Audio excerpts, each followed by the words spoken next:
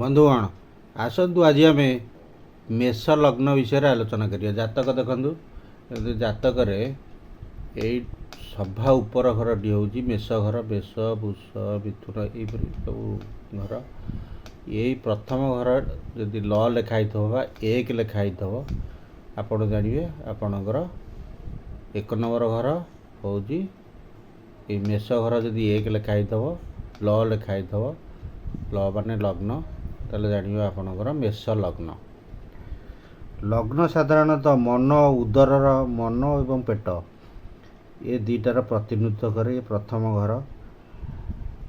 ମେଷ ଲଗ୍ନ ଲୋକଙ୍କ ଚେହେରା ସାଧାରଣତଃ ମାଂସପେଶୀ ଶକ୍ତ ଏବଂ ବାହାରୁ ଗୋଟିଏ ପ୍ରୋମିନେଣ୍ଟ ହେଇକି ମସଲସ୍ ଗୁଡ଼ାକ ବାହାରିଥିବ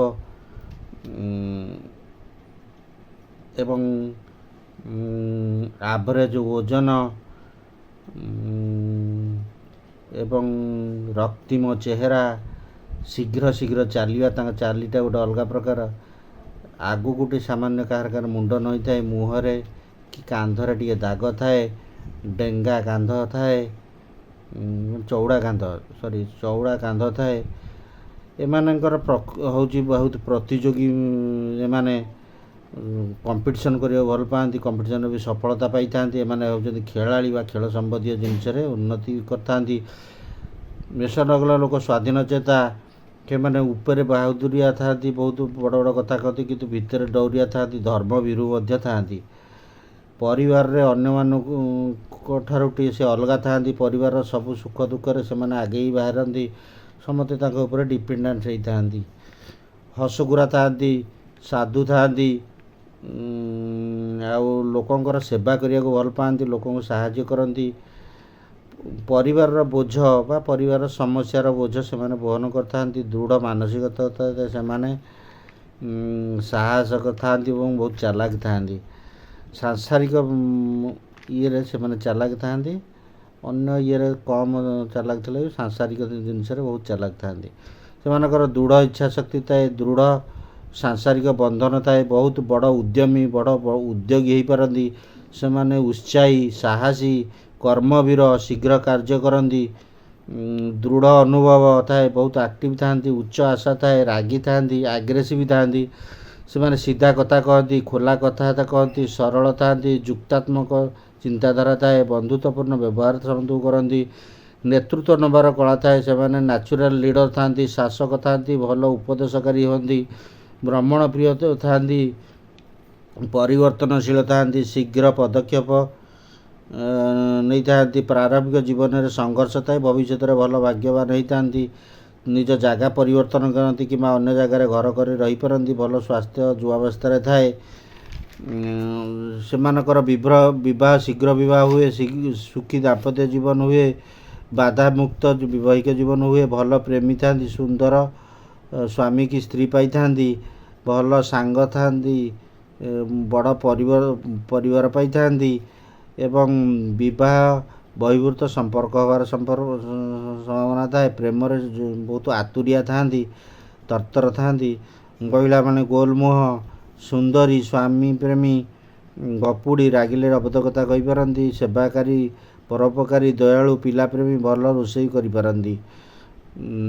ମେଷ ଲଗ୍ନ ଲୋକମାନଙ୍କର କ୍ୟାରିୟର ବାଲ୍ୟକାଳ ସଂଘର୍ଷ ଥାଏ, ଖର୍ଚ୍ଚ ଜଗିବା ଦରକାର, ବହୁତ ଖର୍ଚ୍ଚ ହେଇଥାନ୍ତି। ସୈନ୍ୟବାହିନୀ, ପୋଲିସ, ଫାୟାର ବ୍ରିଗେଡ୍, ମେଡ଼ିକାଲ, ଆଇନ ଜନିତ କ୍ୟାରିୟର, ଲୁହା ଜନିତ ଷ୍ଟିଲ୍ ଜନିତ କ୍ୟାରିୟର, ସାମ୍ବାଦିକ, କଣ୍ଟ୍ରାକ୍ଟର, ମେକାନିକ, ଶିଳ୍ପ, ସର୍ଜନ ଏବଂ ଖେଳ ସମ୍ପର୍କୀୟ ଜିନିଷରେ ସେମାନଙ୍କ କ୍ୟାରିୟର ଭଲ ହୋଇଥାଏ। ରୋଗ, ସେମାନଙ୍କର ଦୁର୍ଘଟଣା ଜନିତ ରୋଗ ହେବାର ସମ୍ଭାବନା ଥାଏ। ମୁଣ୍ଡବିନ୍ଧା, ଫୁଲା, ପେଟ ରୋଗ, ଟ୍ୟୁମର, ରକ୍ତଜନିତ, ଖାଦ୍ୟରେ ସଂଯମ ଦରକାର, ଆଖି ରୋଗ, ପେଟ ଜନିତ ରୋଗ ହେବାର ସମ୍ଭାବନା ଥାଏ।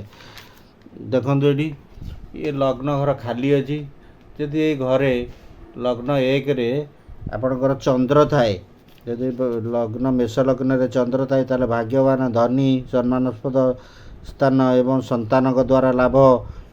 ବେଶୀ ଝିଅ କମ୍ ପୁଅ ହୋଇଥାନ୍ତି। ମଧ୍ୟ ଜୀବନରେ ପରିବର୍ତ୍ତନ ହୁଏ, ବିଦେଶ ଗସ୍ତ ହୁଏ, ବିଦେଶରେ ରହିବାର ସମ୍ଭାବନା ଥାଏ, ପ୍ରେମରେ ସଫଳତା ମିଳିଥାଏ। ଯଦି ଲଗ୍ନ ଘରେ 1 ଘରେ ବା ପ୍ରଥମ ଘରେ ମଙ୍ଗଳ ଥାଏ, ଭଲ ପ୍ରଶାସକ ଥାନ୍ତି, ପ୍ରଶିକ୍ଷକ ହୁଅନ୍ତି, ଧନୀ ହେଇଥାନ୍ତି, ଜମିଦାର ହେଇଥାନ୍ତି ବା ଜମିବାଡ଼ିର ସମ୍ପତ୍ତିର ଅଧିକାର ହେଇଥାନ୍ତି, ଭୂସମ୍ପତ୍ତିର ସଫଳ ଜୀବନ ହେଇଥାଏ, ସରକାରଙ୍କ ଦ୍ୱାରା ସମ୍ମାନିତ ହୋଇଥାଏ। ଏହାକୁ ମଙ୍ଗଳ ଦୋଷ ବି ଜଣ ଜଣଙ୍କର ରହିଥାଏ। ଯଦି ନ କଟିଥାଏ ତାହେଲେ ମଙ୍ଗଳ ଦୋଷ ବି ରୁହେ। ଯଦି ବୁଧ ପ୍ରଥମ ଘରେ ବା ଲଗ୍ନରେ ଥାଏ, ମେଷ ଲଗ୍ନରେ, ତାହେଲେ ଶତ୍ରୁ ହୋଇଥାନ୍ତି, ସ୍ୱାସ୍ଥ୍ୟ ସମସ୍ୟା ହେଇଥାନ୍ତି, ସେମାନେ ଜ୍ୟୋତିଷ ହେଇଥାନ୍ତି, ବିଜ୍ଞାନୀ ହେଇଥାନ୍ତି, ବିବାହରେ ଅସୁଖୀ ହେଇଥାନ୍ତି, ଚରିତ୍ର ଉପରେ ପ୍ରଶ୍ନବାଚୀ ଥାଏ, ପିତୃଧନ ହାନି କରିଥାନ୍ତି। ଯଦି ମେଷ ଲଗ୍ନରେ ଗୁରୁ ଥାଏ ବା ବୃହସ୍ପତି ଥାଏ ତାହେଲେ ସେମାନେ ସମ୍ମାନାସ୍ପଦ ହେଇଥାନ୍ତି, ଧାର୍ମିକ ହେଇଥାନ୍ତି, ଧନୀ ହେଇଥାନ୍ତି, ଶିକ୍ଷାର୍ଥୀ ହେଇଥାନ୍ତି, ବୁଦ୍ଧିଆ ହେଇଥାନ୍ତି, ସରକାରୀ ଅଧିକାରୀ ହେଇଥାନ୍ତି, ବିଶ୍ୱାସୀ ହେଇଥାନ୍ତି, ଚରିତ୍ରବାନ ହେଇଥାନ୍ତି। ଯଦି ମେଷ ଲଗ୍ନରେ ଶୁକ୍ର ଥାଏ ବା ପ୍ରଥମ ଘରେ ମେଷ ଲଗ୍ନରେ ଶୁକ୍ର ଥାଏ ତାହେଲେ ଧନୀ ହେଇଥାନ୍ତି, ଭଲ ବକ୍ତା ହେଇଥାନ୍ତି, ପ୍ରେମିକ ହେଇଥାନ୍ତି, ବେଶୀ ଝିଅ ସେମାନଙ୍କର ହେଇଥାଏ, ଭ୍ରମଣ କରନ୍ତି, ବିଦେଶରେ ଭ୍ରମଣ କରନ୍ତି, ମଧ୍ୟ ବୟସରେ ଆଇନ ସମସ୍ୟା ସୃଷ୍ଟି ହୋଇଥାଏ, ଆର୍ଥିକ ସମସ୍ୟା ସୃଷ୍ଟି ହୋଇଥାଏ, ଆଖି ରୋଗ ସୃଷ୍ଟି ହୋଇଥାଏ। ଯେ ଶନି ଲଗ୍ନରେ ମେଷ ଲଗ୍ନରେ ଥାଏ ତାହେଲେ ଦୁଃଖୀ ଜୀବନ, ଅସଫଳତା, ସମ୍ପର୍କରେ ଶିଥିଳତା, ଅସଫଳ ଆଶା ଥାଏ, ପିତୃ ସମ୍ପତ୍ତି ହାନି ହେଇଥାଏ, ଭ୍ରମଣ ବୃଥା ଭ୍ରମଣ ହେଇଥାଏ, ଶତ୍ରୁତା ହେଇଥାଏ, ଈର୍ଷା ସମ୍ପର୍କରେ ଫାଟ ହେଇଥାନ୍ତି, ଗର୍ବୀ ହେଇଥାନ୍ତି, ଅବିଶ୍ୱାସୀ ହେଇଥାନ୍ତି, ମାତୃବିରୋଧୀ ହେଇଥାନ୍ତି। ଯଦି ରାହୁ କେତୁ ଲଗ୍ନରେ ଥାଏ ବା ମେଷ ଲଗ୍ନରେ ଥାଏ ତାହେଲେ ସମ୍ମାନ ମିଳିଥାଏ, ଧନୀ ହେଇଥାନ୍ତି, ଆର୍ମି ହେଇଥାନ୍ତି, ସାହସୀ ହେଇଥାନ୍ତି, ନେତୃତ୍ୱ ନେଇଥାନ୍ତି, ଭାଗ୍ୟବାନ ହେଇଥାନ୍ତି, ବିବାହରେ ବିଳମ୍ବ ହୁଏ କିମ୍ବା ବେଳେବେଳେ ଅବିବାହିତ ରହିଥାନ୍ତି। ଯେଉଁମାନଙ୍କର ଲଗ୍ନ ହେଉଛି ମନ ଓ ଉଦାରର ପ୍ରତୀକ, ତେଣୁ ଯେଉଁ ଗ୍ରହ ସେଠି ଥାଏ ମନ ଉପରେ ପ୍ରଭାବ ବହୁତ ପକାଇଥାଏ, ତା ମନ କେଉଁ ଭଳି ଯାଇଥାଏ, କେଉଁ ଗ୍ରହ ଅନୁସାରେ ତା ମନ ଥାରିଥାଏ, ସେଇ ଅନୁସାରେ ସେ ହେଇଥାଏ। ଉଦରର କଥା ବି ସେଠୁ ଜଣାପଡ଼େ। ଆର ଲିଡ଼ିଂ ମେଷ ଲଗ୍ନର ଲିଡ଼ିଂ ଗ୍ରହ ହେଉଛି ମଙ୍ଗଳ ଏବଂ ଚନ୍ଦ୍ର ବି ଏଠି ଭାଗ୍ୟବାନ ସାବ୍ୟସ୍ତ ହେଇଥାଏ, ରବି ବି ଏଠି ଭାଗ୍ୟବାନ ସାବ୍ୟସ୍ତ ହେଇଥାଏ, ରବି ଏଠି ଭଲ କାମ କରେ। ଏଠି ଶୁଭ ଦେବତା ହେଉଛନ୍ତି ହନୁମାନ, ମା ମଙ୍ଗଳାମୁଖୀ। ଶୁଭ ଅଙ୍କ ହେଉଛି ମେଷ ଲଗ୍ନର 1, 2, 4, 8, 9। ଶୁଭ ବାର ହେଉଛି ମେଷ ଲଗ୍ନର ମଙ୍ଗଳବାର, ରବିବାର, ସୋମବାର, ଶୁକ୍ରବାର ଏବଂ ଶନିବାର। ଶୁଭ ରଙ୍ଗ ହେଉଛି ରେଡ଼୍, ୟେଲୋ, କପର ଏବଂ ଗୋଲ୍ଡେନ୍। ଶୁଭ ରତ୍ନ ହେଉଛି ରକ୍ତ ପ୍ରବାଳ ଏବଂ ରୁବି। ଶୁଭ ଦିଗ ହେଉଛି ପୂର୍ବ ଦିଗ। ଦୁର୍ବଳ ଗ୍ରହ ଏଠି ହେଉଛି ଶନି ଗ୍ରହ ଏ ଲଗ୍ନକୁ। ଉଚ୍ଚ ଗ୍ରହ ହେଉଛି ରବି ଏବଂ ମଙ୍ଗଳ। ଅଶୁଭ ରଙ୍ଗ ହେଉଛି କଳା ଏବଂ ଗ୍ରୀନ୍।